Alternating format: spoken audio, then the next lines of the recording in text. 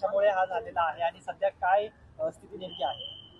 Primary माहिती आहे की जवळजवळ 9:30चे सुमारास या ठिकाणी 2 लोक जे आहेत ते उभे होते आणि त्यांच्यावर जे आहे ते काही लोकांनी येऊन हल्ला केला आहे आणि त्यांच्यामध्ये जे आहे ते 5 एक राऊंड फायरिंग पण केले आहे आणि यांच्यामध्ये बनराज आंदेकर म्हणून जे इसम आहे त्यांची जे आहे ते मृत्यू झालेला आहे.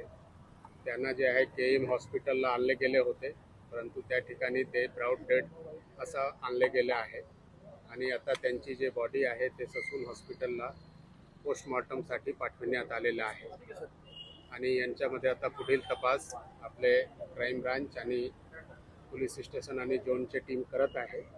आता प्राथमिकदृष्ट्या जे आहे त्यांच्यावर जे आहे ते शार्प हथियारने वार पण झालेला आहे आणि त्यांच्यामुळे त्यांची मृत्यू झाली आहे अशा प्रकारची प्राथमिक माहिती मिळालेली आहे. आता फायनल माहिती आपल्याला पोस्टमॉर्टम रिपोर्ट आल्यानंतर मिळणार. सर नेमकं काय झालं होतं? पण किती वाजता हा प्रकार घडला? घराच्या बाहेर पडले होते, नेमकं कशामुळे त्यांच्यावर वार झाले?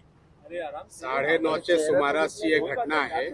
ते 2 उभे होते, बनराज आंदेकर आणि त्यांचे एक जे आहे ते चुलत भाऊ आणि त्याच वेळी काही लोक इथे आलेले आहेत आणि त्यांच्यावर फायरिंगही केलेलं आहे आणि शार्प वेपननेही हल्ला केलेला आहे आणि यांच्यामध्येच त्यांची मृत्यू झालेली आहे. ज्यापर्यंत ते KM हॉस्पिटलला पोहोचला होता त्यापर्यंत ब्रॉड डेड तिथे त्या ठिकाणी आणले गेले. सर एकूण किती गोळ्या झाडल्या आणि आरोपी किती होते? फायर झाले एकूण आता जे प्राथमिक माहिती आहे की 5 राऊंड फायर झालेला आहे आणि आरोपीबद्दल अजूनही क्लिअर नाही आहे की किती लोक होते.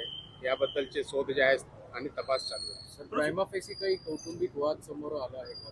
नेमकी ही घटना कशावरून घडली? एक वेळ आपल्याला आरोपी मिळाल्यानंतर त्यांनी काय मुळे केलेलं आहे ते क्लिअर होतील. ज्यापर्यंत आपल्याला आरोपी क्लिअर होत नाही त्यापर्यंत त्यांच्यावर टिप्पणी करणे योग्य होणार नाही.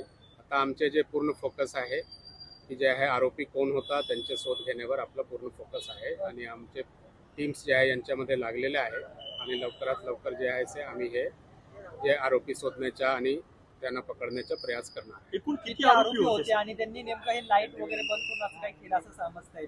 नाही, अशी माहिती नाही आहे. आपल्याला एक वेळ क्लिअर अजून झालं नाही की किती आरोपी होते, नेमके कोण होते. काही सस्पेक्टचे नाव आलेले आहे, परंतु आता त्यांचे नाव देणे या स्थितीमध्ये उचित नाही आहे.